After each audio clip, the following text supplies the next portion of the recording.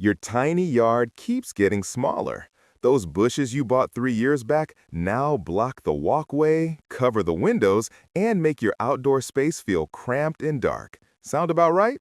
Well, you're watching the right video because we're fixing that problem today.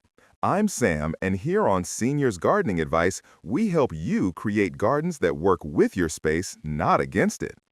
In the next few minutes, I'll walk you through 7 common shrubs that simply don't belong in compact gardens. And more importantly, I'll give you 7 fantastic replacements that stay small, look beautiful all season, and won't turn your yard into a jungle. These alternatives require less work, less pruning, and they actually respect your space.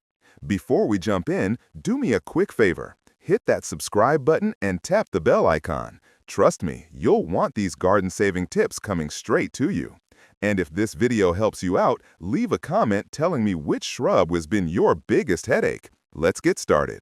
Problem Plant 1. Say no to Forsythia. Better choice, Japanese Spirea Gold Flame. Let me start with a shrub that tricks a lot of gardeners. Forsythia looks incredible for about 2 weeks in early spring when those yellow flowers pop up everywhere. But here's the thing. Once those blooms drop off, you're stuck with a fast-spreading, space-eating monster that grows in every direction. It shoots up tall, spreads out wide, and before you know it, it's taking up half your garden bed. The real problem starts when flowering season ends. The green leaves that follow don't really add much beauty to your landscape. They're just there, filling space. And if you want to keep this plant under control, you'll need to prune it hard multiple times throughout the growing season. Miss a pruning session? It becomes woody, messy, and frankly, kinda ugly. For a small garden, Forsythia creates way more problems than those brief spring flowers are worth. Now let's talk about a much smarter option, Japanese Spirea Gold Flame. This compact shrub gives you something Forsythia never could. Genuine interest from early spring right through to fall. When new growth emerges in spring, the leaves come out in stunning bronze-red shades. As the season progresses into summer, that foliage shifts to a bright, cheerful chartreuse green that practically glows in sunlight. Then, when autumn arrives, the leaves transform again into brilliant orange and red tones. But wait, there's more. From late spring into midsummer, Gold Flame produces clusters of soft pink flowers that add another layer of beauty. These blooms attract bees and butterflies, making your garden a lively, active space. And here's the best part. This plant naturally grows into a neat, rounded mound. You don't need to spend your weekends pruning and shaping it. A quick light trim after flowering keeps it tidy, but honestly, even that's optional. Gold Flame loves full sun and handles heat remarkably well. As long as your soil drains properly, this shrub isn't fussy about conditions. It stays around 2 to 3 feet tall and wide, making it perfect for the front of borders, alongside pathways, or even in large containers near your patio. The changing colors throughout the season keep your garden looking dynamic and fresh. Unlike Forsythia's brief show followed by months of boring green, Gold Flame earns its spot in your garden every single day of the growing season.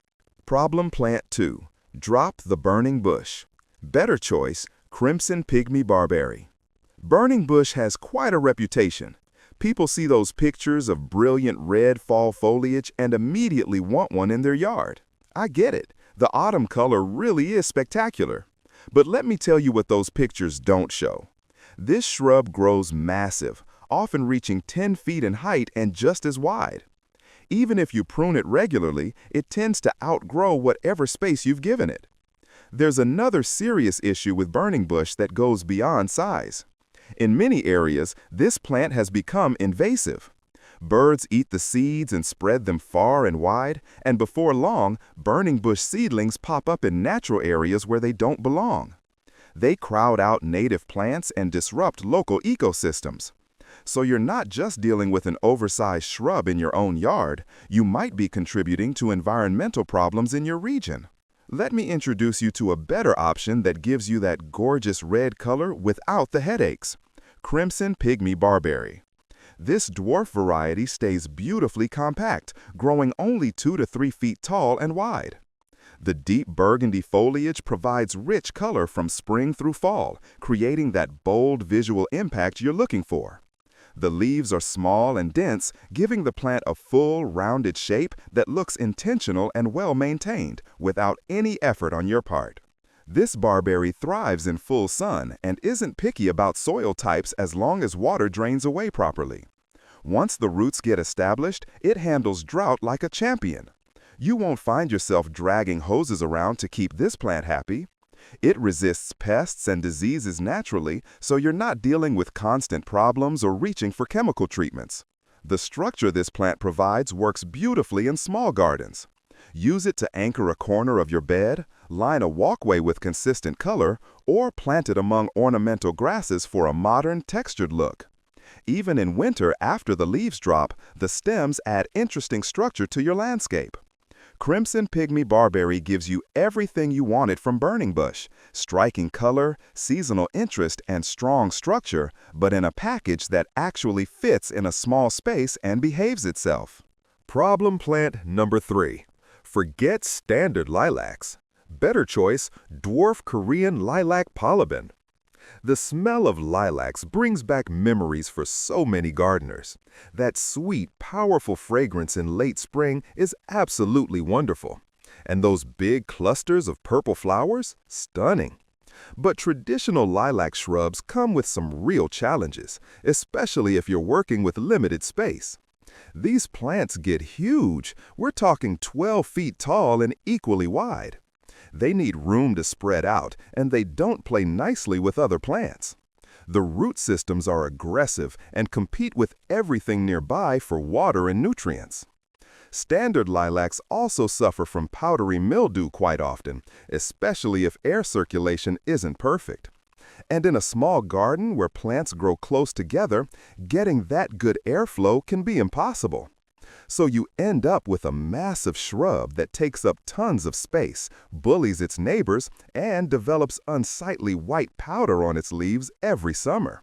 Not exactly the romantic picture those spring flowers promised.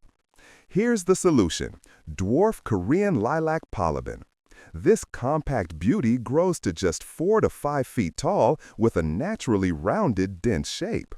In spring, it absolutely covers itself in lavender pink flower clusters that smell every bit as amazing as the big lilacs you remember.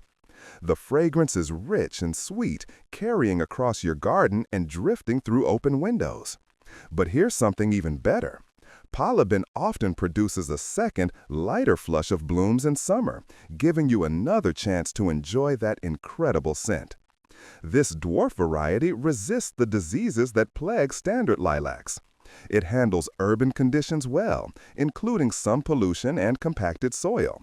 It thrives in full sun and appreciates soil that drains well, but it's far less demanding than its larger cousins. A bit of deadheading after the main flowering period can encourage that summer rebloom. But even if you don't bother, the plant stays attractive and tidy. Plant polyben near your patio, by your front entrance, or along walkways where you'll pass by frequently and catch that wonderful fragrance. The compact size makes it perfect for borders, and it even works in large containers if your space is really tight. You get all the romantic appeal of traditional lilacs, the memories, the fragrance, the gorgeous flowers, without the maintenance nightmare and space-hogging issues. This is lilac done right for small gardens. Problem: plant number 4, pass on privet hedges. Better choice, dwarf English boxwood. Privet has been the go-to hedge plant for decades. It grows fast, it's cheap to buy, and it creates a green screen quickly. That sounds great until you actually live with it. In a small garden, privet's aggressive growth becomes a serious problem. It shoots up and spreads out at an alarming pace. If you want to keep it looking neat and contained, you'll be out there with hedge trimmers every few weeks throughout the growing season. Miss a trimming session, maybe you went on vacation or got busy with other things, and privet quickly becomes a leggy, overgrown mess. The growth gets woody and bare at the bottom, while the top and sides sprawl in every direction. And because it grows so fast, it's constantly competing with everything around it for resources. In a small space where every plant matters, that aggressive behavior creates problems for your entire garden. Let me tell you about a much better option: dwarf English boxwood, or Buxus sempervirens sufruticosa if you want the fancy name. This evergreen shrub has a naturally neat, rounded shape that looks intentional and well-maintained without constant work. The fine-textured foliage holds its form year-round, providing structure and greenery even in winter when most plants have gone dormant. Unlike Privet's wild growth habit, boxwood grows slowly and steadily. That might sound like a disadvantage, but in a small garden, it's actually perfect. You get lasting structure without the stress of constant maintenance. This variety works beautifully in full sun to partial shade and adapts to different soil types easily. It responds well to light shaping if you want to guide its form, but it looks good even without much intervention. As long as your soil doesn't stay soggy wet, boxwood stays healthy with minimal care. Use it to edge pathways and create clean lines in your landscape. Plant it along borders to define different areas of your garden. Or use it as a formal backdrop for colorful flowering perennials. The dark green provides a perfect contrast that makes other plants pop. The understated elegance of boxwood works with any design style, from traditional cottage gardens to clean contemporary spaces. In a small garden, you need plants that provide order and structure without creating extra work. Dwarf English boxwood delivers exactly that, making it far superior to the high-maintenance chaos of privet hedges. Problem Plant 5. Skip standard butterfly bush. Better choice, Lo and Behold series.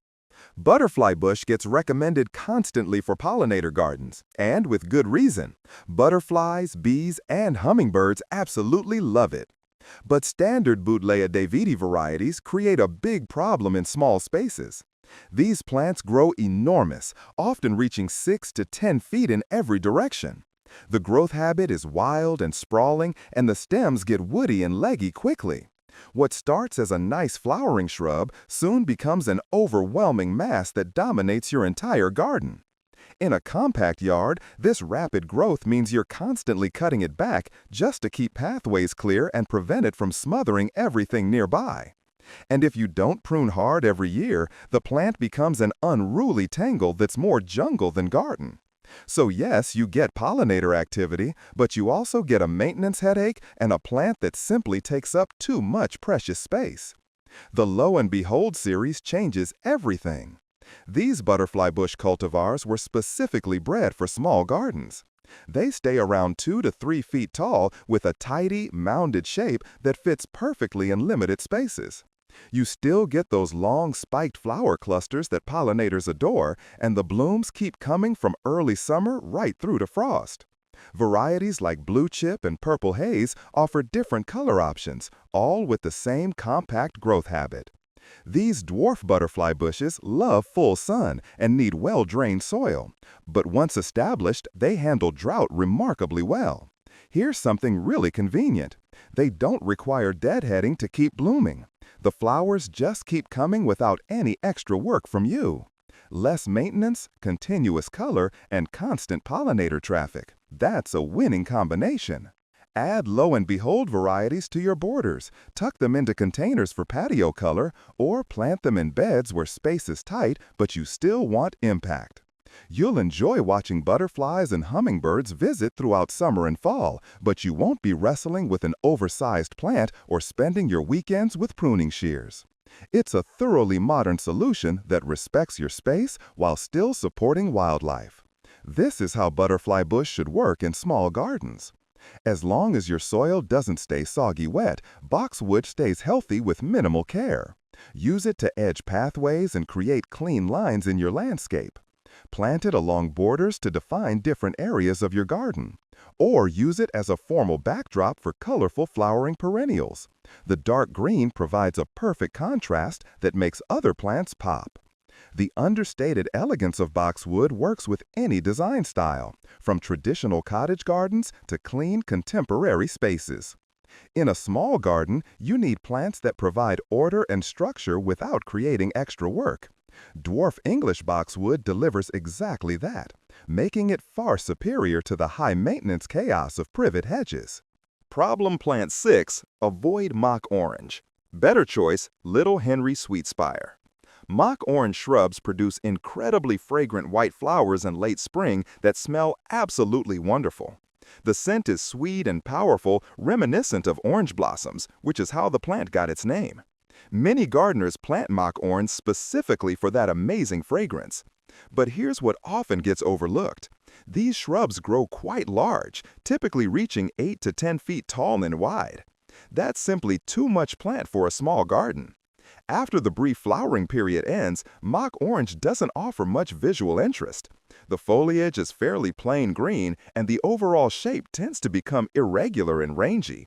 You're left with a massive shrub that looked great for 2 or 3 weeks, but now just takes up space for the rest of the season. It requires regular pruning to keep it from overwhelming your garden, and even then, you're managing a plant that's fundamentally too big for where you've planted it. Let me suggest Little Henry Sweetspire as a much better alternative. This compact shrub stays around 2 to 3 feet tall, making it perfect for small spaces. In late spring to early summer, it produces long, bottle brush-like spikes of fragrant white flowers that attract butterflies and other pollinators. The blooms have a sweet, honey-like scent that's lovely but not overwhelming. But here's where Little Henry really shines. The foliage is attractive all season long. The leaves emerge a rich green in spring, maintain that fresh color through summer, and then transform into brilliant shades of red, orange, and burgundy in fall. The autumn display rivals any burning bush or dwarf barberry, giving you that spectacular fall color in a plant that's actually the right size for your space. Little Henry adapts to various conditions well. It handles full sun to partial shade and tolerates both wet and dry soils once established, making it quite forgiving if your garden conditions aren't perfect. It's native to North America, so it naturally resists pests and diseases while supporting local wildlife. Use it along borders where you want seasonal interest from spring through fall.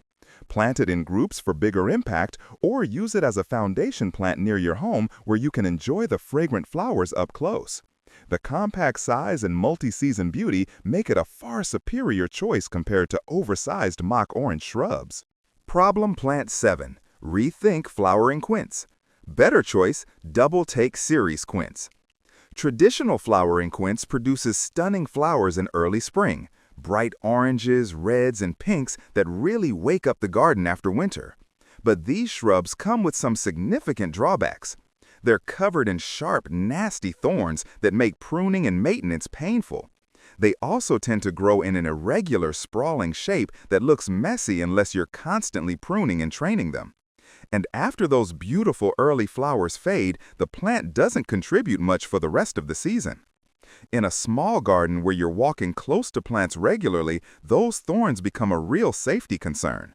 You can't plant thorny shrubs next to pathways or in areas where kids or pets play. And the irregular growth habit means you're always fighting to keep the plant looking decent. For many gardeners, flowering quince becomes more work than it's worth. The Double Take series completely reinvents flowering quince for modern gardens. These cultivars are completely thornless, making them safe and easy to work around. They maintain a neat, rounded shape naturally without the wild, sprawling growth of traditional varieties.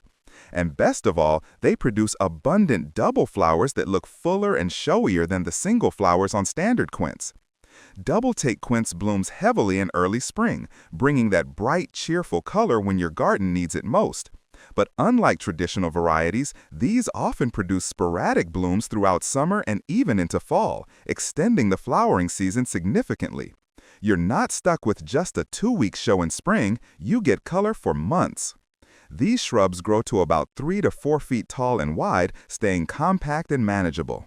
They thrive in full sun, tolerate various soil types, and handle drought well once established. The lack of thorns means you can plant them anywhere, along walkways, near patios, and foundation plantings without worry. If you love the early spring color that flowering quince provides but hate the thorns and messy growth, Double Take series varieties give you the best of both worlds. You keep the gorgeous flowers and add repeat blooming all in a compact, thornless package that actually works in small gardens. Wrap up and final thoughts. There you have it, 7 common shrubs that simply don't work in small gardens and 7 fantastic alternatives that give you beauty, interest, and seasonal color without taking over your space or creating constant maintenance work. When you're working with limited square footage, every plant choice matters. You can't afford to waste space on shrubs that grow too large, spread too aggressively, or require constant pruning just to keep them under control. The smart alternatives I've shared today respect your space, require minimal maintenance, and provide genuine beauty throughout the growing season. Remember, a successful small garden isn't about cramming in as many plants as possible. It's about choosing the right plants, varieties that stay compact, behave themselves, and actually enhance your outdoor space instead of overwhelming it. If you found these plant swaps helpful, make sure you're subscribed to Seniors Gardening Advice so you don't miss future videos. Hit that like button if this saved you from making a planting mistake, and drop a comment telling me which of these problem shrubs you've dealt with in your own garden. I read every comment, and your experiences help other gardeners make better choices. Share this video with friends and family who are struggling with oversized shrubs or planning new gardens. These tips can save them years of frustration and wasted effort. Thanks for watching, and I'll see you in the next video where we'll tackle more garden challenges together. Happy gardening!